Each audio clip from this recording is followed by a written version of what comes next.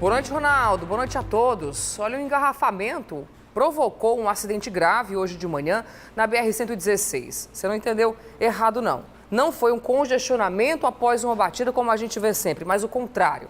O trânsito estava tão travado ali no trecho que passa por Itaitinga, na região metropolitana de Fortaleza, que um caminhoneiro acelerou um pouco mais e acabou batendo em um carro, que bateu em outros 4 carros. E o motivo para tanto veículo parado, logo nas primeiras horas da manhã, é revoltante. Buracos, crateras imensas que tomam um lado inteirinho da pista. O engarrafamento provocado pelas crateras na BR-116 ocasionou um engavetamento com 6 veículos. Eu estava parado no engarrafamento, o caminhão ele veio muito rápido, não prestou atenção, não sei se ele estava no celular ou não. Acabou que colidiu comigo, com esses carros aqui, bati minha cabeça. Eu vou já para o hospital, estou com a cabeça muito grande e ele não prestou atendimento a ninguém.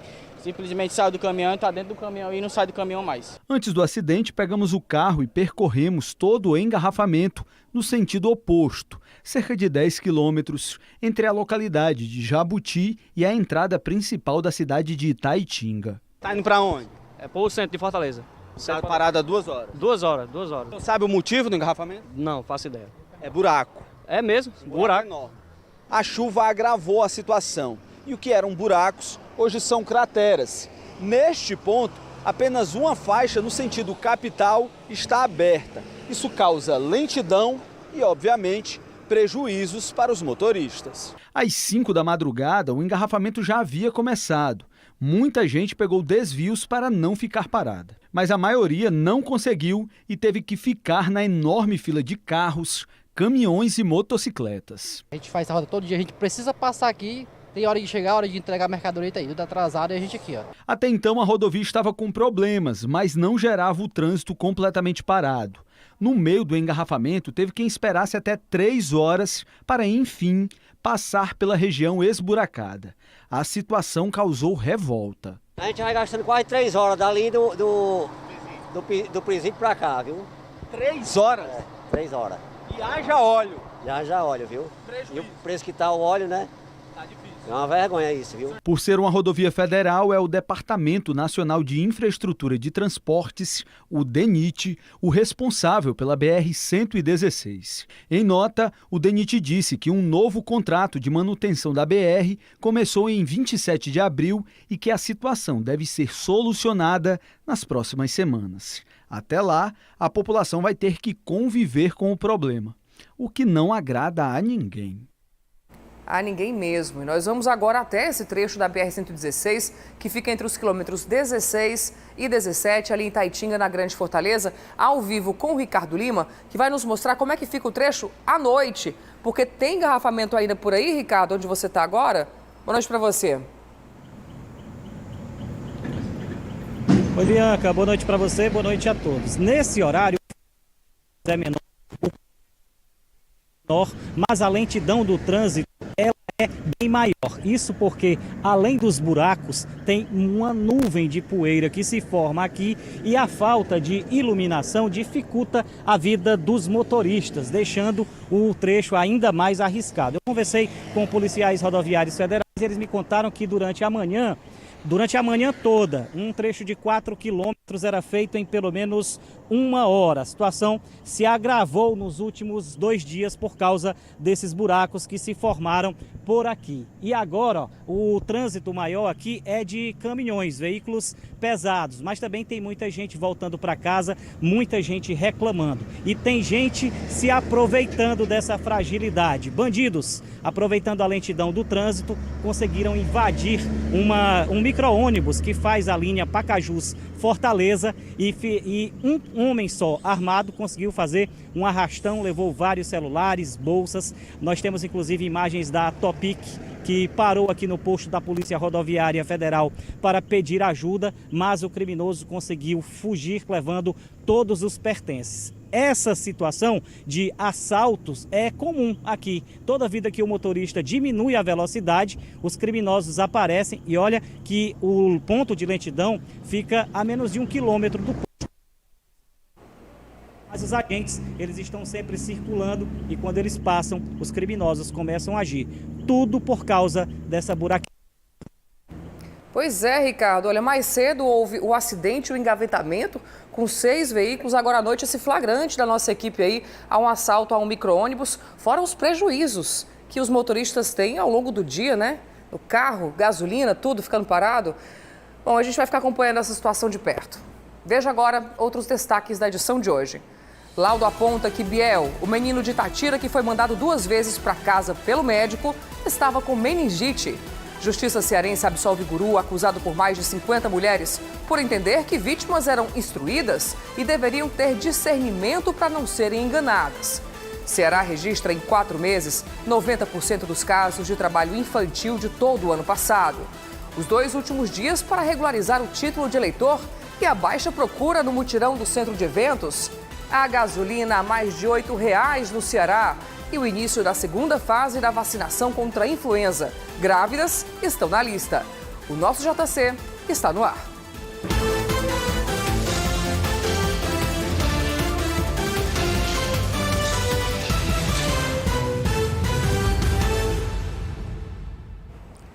Faltam apenas 2 dias para o fim do prazo de regularização do título de eleitor e o TRE está oferecendo atendimento nesta reta final pela internet, presencialmente, inclusive com mutirão no centro de eventos. Mas a procura não tem sido como esperada.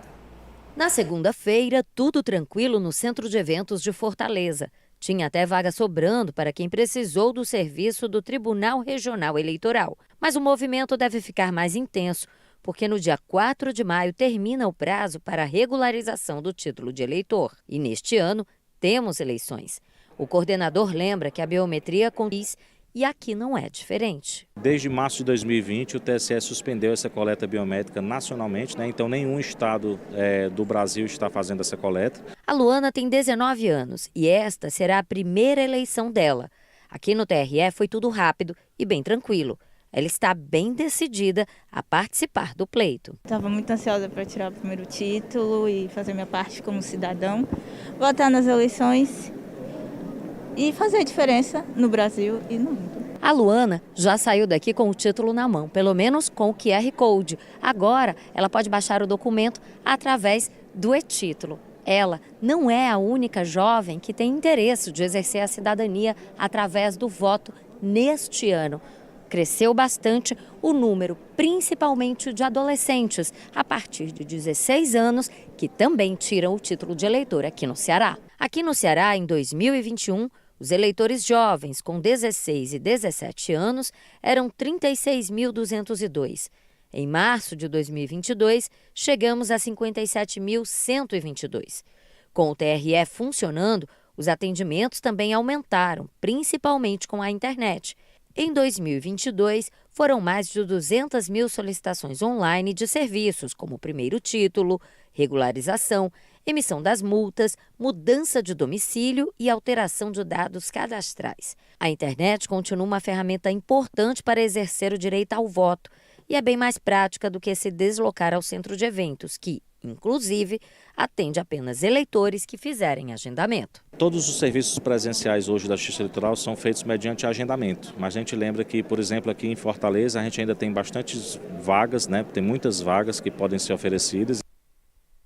Para saber se há alguma pendência no seu título, você deve acessar o site do Tribunal Superior Eleitoral. Aponta a câmera do seu celular para o QR Code que está aqui no canto da sua tela, porque no GC+, nós já deixamos o link direto ao lado de um passo a passo, ensinando como você pode consultar. Ao longo do dia, a página apresentou instabilidade, ficou fora do ar por algumas horas, mas segundo o TSE, essa falha já está sendo resolvida. E o fim de semana será de Dia das Mães. O comércio de Fortaleza ainda não está aquecido como em outros anos, mas os lojistas ainda esperam aumentar as vendas em cerca de 50% até domingo. Parte das vitrines já está montada para atrair filhos em busca de agradar as mães. A estratégia é praticamente a mesma, apostar em promoções. Em algumas lojas, os descontos podem chegar a 60%. Neste shopping, as projeções de venda são 50% maiores que a mesma data no ano passado. Nossa expectativa é uma expectativa muito positiva e a gente está projetando uma venda maior, de 50% maior do que o ano passado. O Dia das Mães é o mais importante para o comércio em todo o primeiro semestre. No ano inteiro só perde para o Natal. e com a economia em franca recuperação, a expectativa dos especialistas é que este período seja o mais positivo dos últimos 7 anos. Em 2015, o Ceará registrou 338 milhões de reais em vendas. Nos anos seguintes, esse número não foi mais alcançado e na pandemia despencou. Foi de 321 milhões em 2019 para 116 em 2020. Os números da Confederação Nacional do Comércio apontam que o Ceará deve atingir a marca dos 348 milhões de reais em vendas. Os eletroeletrônicos, que aqui no Ceará figuram como a 5ª opção de presente no Dia das Mães, podem mudar de posição, sendo puxados pelos aparelhos de TV. Esta loja apostou nessa ideia e neste departamento estão as maiores promoções. Nós estamos com preço muito bom em TV, na parte de forno, fogões, lavadoras, forno micro-ondas e estamos dando um foco também na linha parte de TV, onde esse período de Copa do Mundo, onde toda mãe merece ganhar uma TV para assistir a Copa numa TV nova. Apesar das projeções, a movimentação é considerada baixa para o início do mês. Ezequiel está entre os que vão deixar mesmo para a última hora. Isso porque o dinheiro ainda não caiu na conta. O dinheiro na conta ainda não caiu, né? A minha mãe merece o melhor de mim. Então, toda mãe, se você tem mãe também, ó, você tem que dar o melhor para ela de si também. Porque mãe merece. Merece, mas não tá fácil, né? O custo de vida alto, com a inflação aí nas alturas, preços em disparada, também pode ser responsável por estar tirando os consumidores das lojas, mesmo assim na véspera do Dia das Mães. A gasolina, por exemplo, chegou aos R$ 8,20 no Ceará. Clenildo é motorista por aplicativo. Por dia abastece R$ 130 de gasolina, mas para o combustível render, usa várias estratégias. Eu tenho tentado, de uma forma, sempre que eu posso, completando o meu tanque, né? Que aí o combustível ele não, vamos supor, ele não evapora tão rápido. Com o tanque cheio você tem ali uma certa economia mínima que seja, mas você tem. A estratégia é pegar a corrida que estejam mais próximos de mim, né?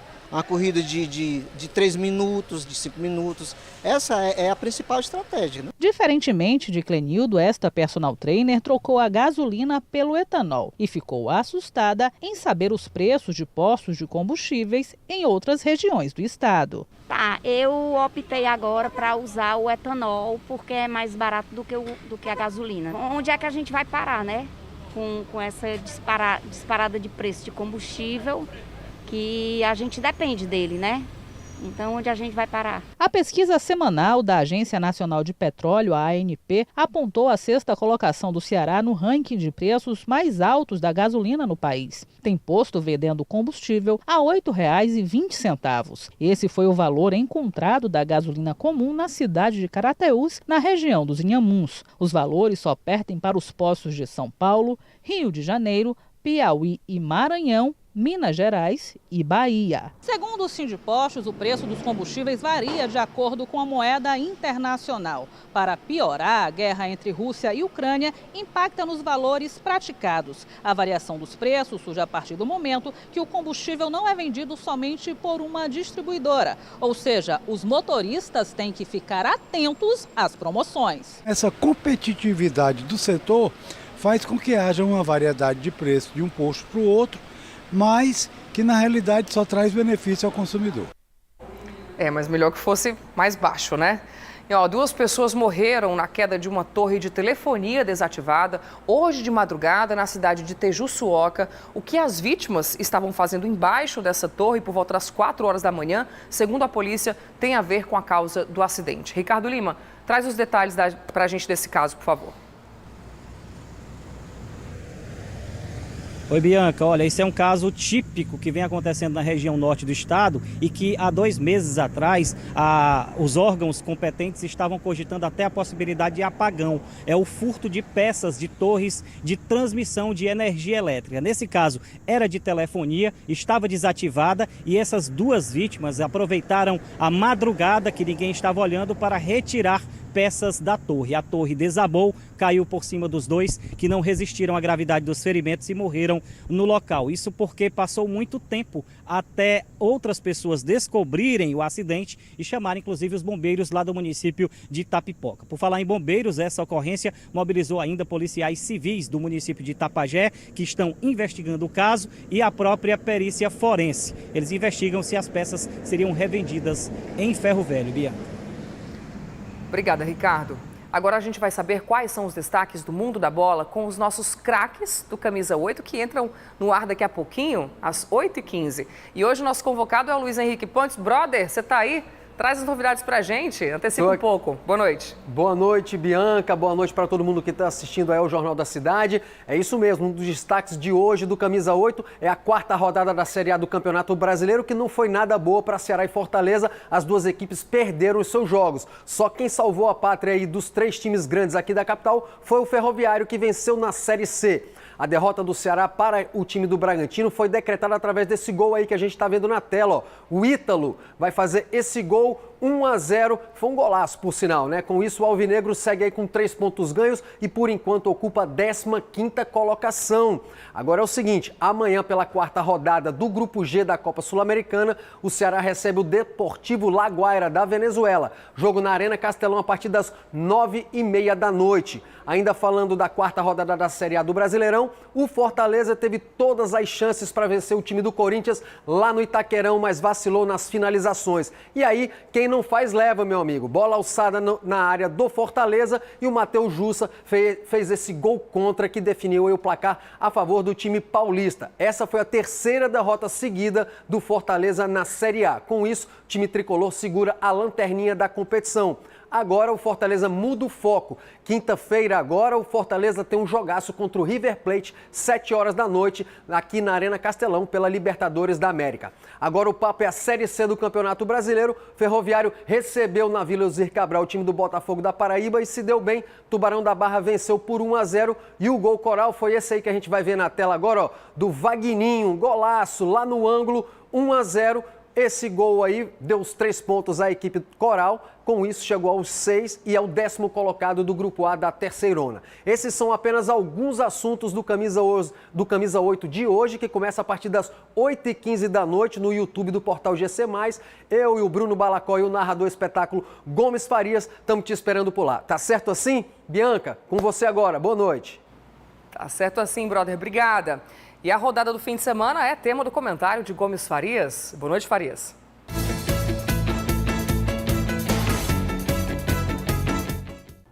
Boa noite, Bianca. Boa noite, senhoras e senhores. Olha, nossos 3 times grandes, né, jogaram neste final de semana e apenas um, o Ferroviário, ainda bem, né? Ferroviário foi o único que venceu. Fortaleza jogando fora contra a equipe do Corinthians, mas ele jogou bem, mas não encontrou a veredinha, o caminho do gol, que é o que falta ao nosso futebol. E é uma pena que tenha disputado 9 pontos e não ganhou nenhum. Fortaleza tem time, não é para estar na lanterna do Campeonato Brasileiro, não, pelo amor de Deus. Então, está faltando alguma coisa e tem que encontrar agora, porque senão é tarde e a Inês é morta.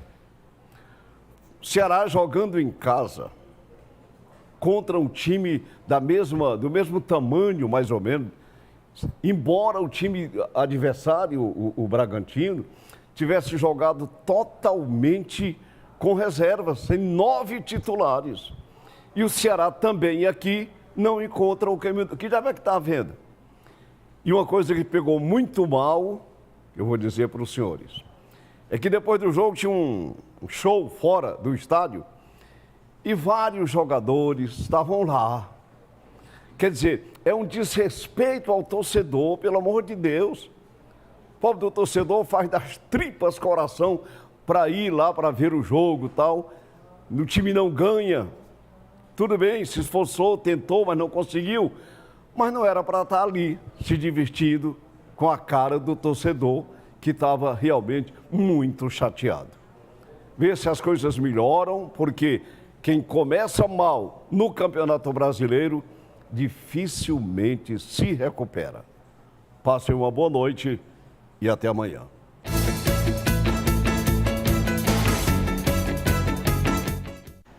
Ainda hoje, laudo aponta que Biel, o menino de Itatira que foi mandado 2 vezes para casa pelo médico, estava com meningite. E já no próximo bloco, Justiça Cearense absolve guru, acusado por mais de 50 mulheres, por entender que vítimas eram instruídas e teriam discernimento para não serem enganadas.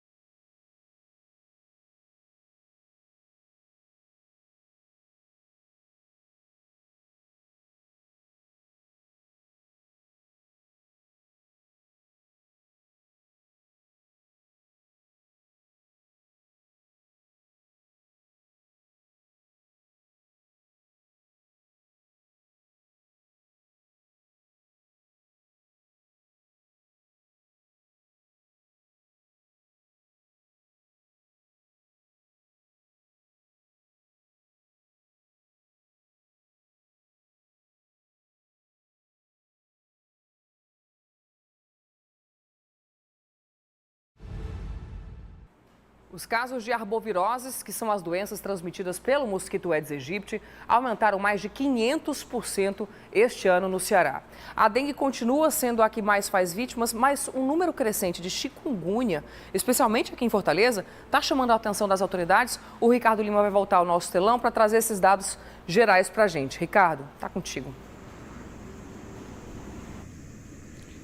Pois é, Bianca, são números assustadores. Só para se ter uma ideia, ao todo foram registrados 36.773 casos suspeitos das chamadas arboviroses. Só para se ter uma ideia, no mesmo período do ano passado, foram 6.093 casos, um aumento exponencial, como você acabou de dizer aí. Desse montante, 21.000 são de suspeitas de dengue e 41.900 de suspeita de chikungunya. No entanto, até o momento foram descartados 28,3% desses casos aí notificados, o que representa 19.300 casos desses 36.700. Até o momento, 6.650 casos foram confirmados, 4.006 de chikungunya, 2.646 de dengue e 3 de zika. Não custa lembrar que a gente precisa ter cuidado com os vasos, com água armazenada de maneira inapropriada, que acaba contribuindo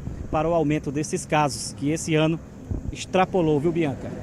Enquanto você falava, Ricardo, apareciam justamente aí os agentes de endemia, apareciam os agentes de endemias fazendo esse trabalho, né, de buscas por água parada, que é um trabalho que a gente pode fazer na nossa casa, na nossa vizinhança. Então, é um serviço de todos nós acabar aí com o mosquito da dengue, da zika e da chikungunya. Obrigada mais uma vez pelas informações. Já já a gente volta a se falar. Bom, e começou hoje em todo o país a segunda fase da campanha contra a influenza. Novos grupos serão atendidos nesta etapa, como grávidas e professores. E se você mora em Fortaleza, acesse esse QR Code que aparece no canto da tela para saber os endereços dos pontos de imunização. No posto de saúde Miriam Porto Mota, no bairro Dionísio Torres, pouca fila e muitas prioridades.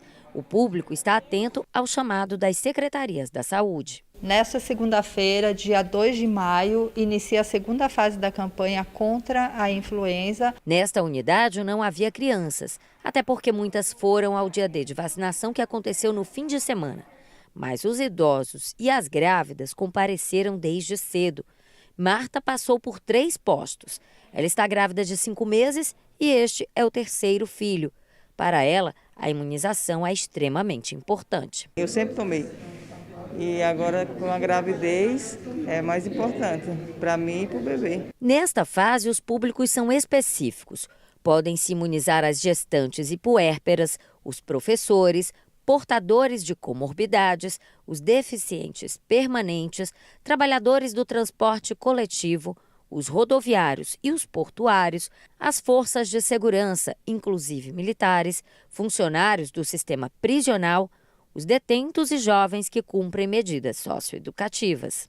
Crianças, idosos e profissionais de saúde que perderam a primeira fase também podem ser imunizados. E devem, para evitar que as síndromes gripais avancem, como em anos anteriores. A vacina da gripe começou a ser aplicada nos brasileiros desde o último surto de H1N1.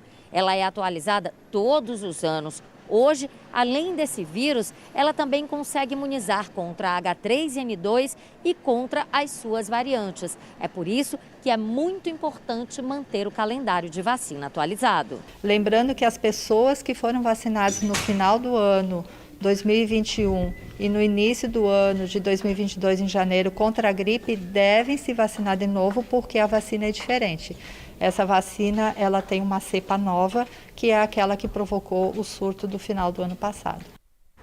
E depois de 2 anos de pandemia, o Hallelujah, maior festival de música católica da América Latina, vai voltar em 2022 ao formato presencial. Será entre os dias 20 e 24 de julho, o mês já tradicional. O lugar também não mudou não, tá? Condomínio espiritual Uirapuru, o Céu, que fica no bairro Castelão, em Fortaleza, e a entrada continua gratuita. E o Vaticano definiu a data para a beatificação da menina Benigna, a primeira beata cearense. Fiéis que já atribuem milagres a ela acompanharam o anúncio no Crato, na região do Cariri. 24 de outubro. Essa é a data anunciada pelo Vaticano para a beatificação de Benigna Cardoso da Silva. A serva de Deus agora receberá o título de beata. Recebemos da congregação, para a causa dos santos, assinada pelo cardeal prefeito, a carta datada do dia 31 de março, nos comunicando que a serva de Deus, Benigna Cardoso da Silva, será beatificada em uma celebração solene no dia 24 de outubro, data comemorativa do martírio da serva de Deus. Lúcia acompanhou de perto o anúncio da beatificação.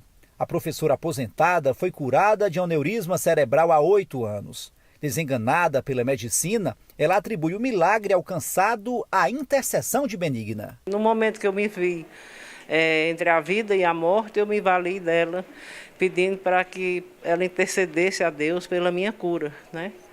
Que eu tinha meus filhos para criar ainda, meus netos, né? E graças a ela atribuo o meu milagre de um aneurisma cerebral gigante a menina Benigna Cardoso. Após se tornar a primeira beata cearense, o próximo passo é o processo de canonização. Se para os fiéis Benigna já é considerada santa, falta ainda o reconhecimento da Igreja Católica. Imediatamente após a beatificação, nós poderemos já iniciar, enquanto Igreja Diocesana, o processo de canonização. Aí sim nós precisaremos de um milagre comprovado, não apenas por nós, mas comprovado pela Junta Médica da Santa Sé, E a partir da comprovação do milagre, então poderá acontecer, com a graça de Deus, a canonização de Benigna, rezando a Deus que ela se torne em breve a primeira santa cearense. A Justiça do Ceará absolveu o guru espiritual conhecido como Ike, denunciado por mais de 50 mulheres, todas jovens, de várias partes do país, por abusos sexuais, físicos e psicológicos. Emanuela Braga, boa noite para você. Os crimes eram de charlatanismo, curandeirismo, lesão corporal e violação sexual mediante fraude. Por que a Justiça cearense resolveu inocentá-lo? Boa noite, Bianca. Boa noite a todos. Olha, a Justiça considerou a fraude empregada pelo acusado, abre aspas, que ela foi grosseira a ponto de não configurar importunação sexual mediante fraude, posto que as vítimas eram instruídas, que muitas delas eram universitárias e moradoras da capital, portanto, possuidoras de discernimento próprio. Fecha aspas.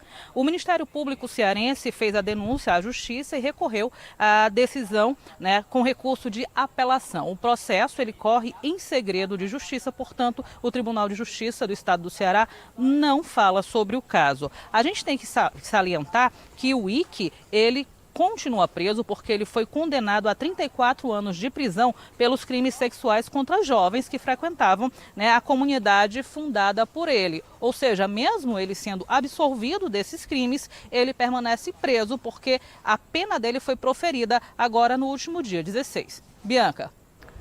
Obrigada, Manu. Depois do intervalo, a morte de um empresário pernambucano em Jericoacoara. E ainda o resultado do laudo com a causa da morte do menino Biel, que por 2 vezes foi mandado para casa pelo médico de um posto de saúde.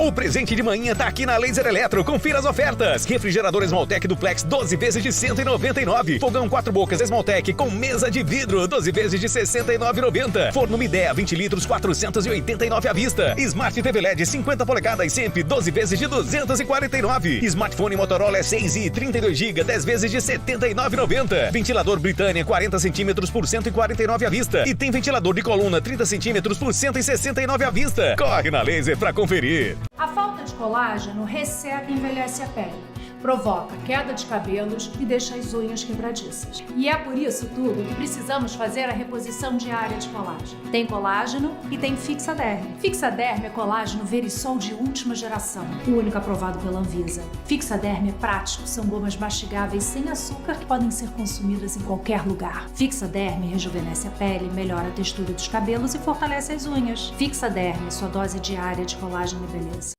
Ofertas estouradas Maio Normatel. Quer economizar de verdade? Então levanta a mão pro céu. Um sucesso atrás do outro é o Maio Normatel. É oferta toda semana do piso ao pincel. Piso vinílico Tucson Eucatex por R$ 79,90 o metro quadrado. Argamassa, cozinhas e banheiros Durafix por R$ 9,90. Compre bacia com caixa EasyDeca por R$ 349 e leve o kit de fixação por apenas R$ 1.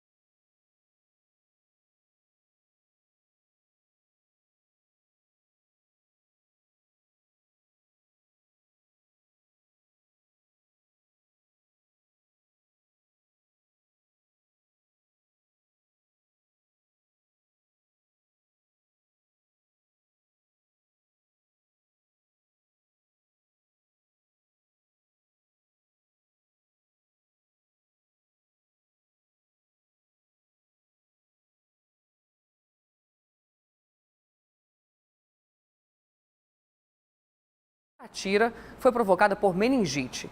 O laudo já está com a polícia e agora a Emanuela Braga vai nos falar sobre as investigações que vão revelar se houve negligência por parte do médico. Né, Manu?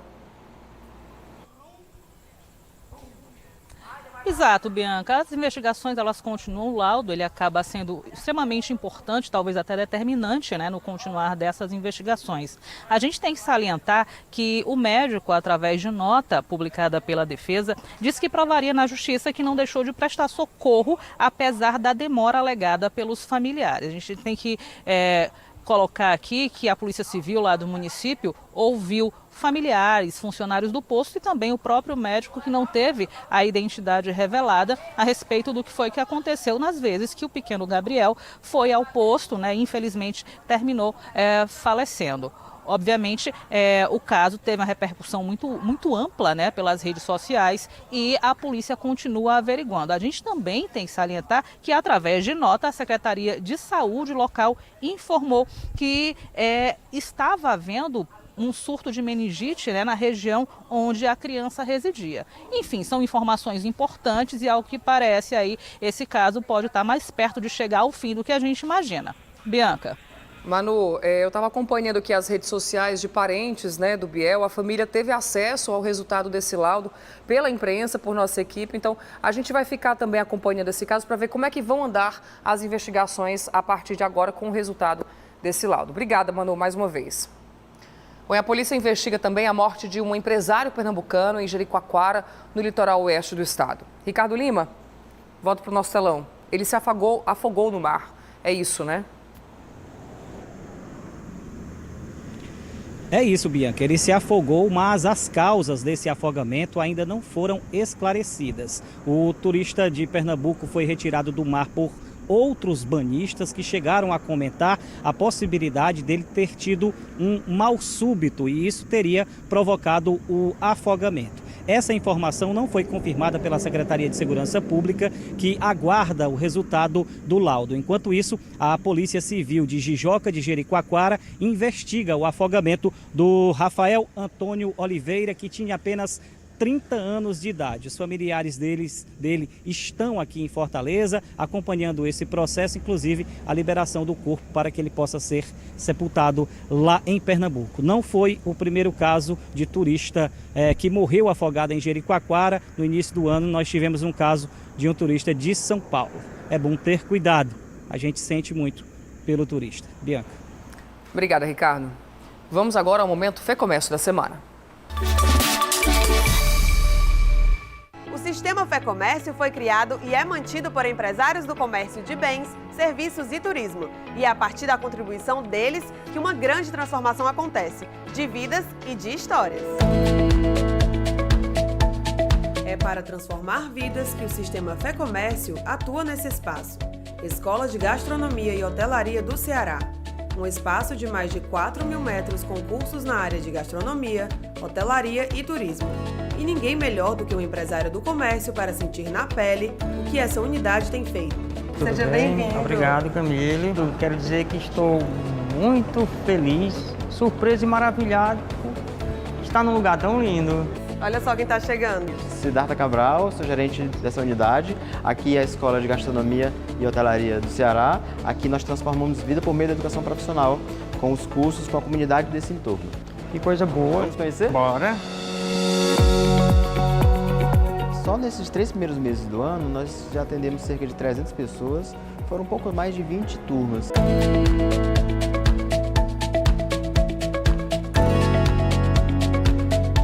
Gente, estamos impressionados com essa escola, né, senhor Van? Pois é, eu estou surpreso mesmo. Mas contar uma coisa pra vocês, talvez vocês não saibam.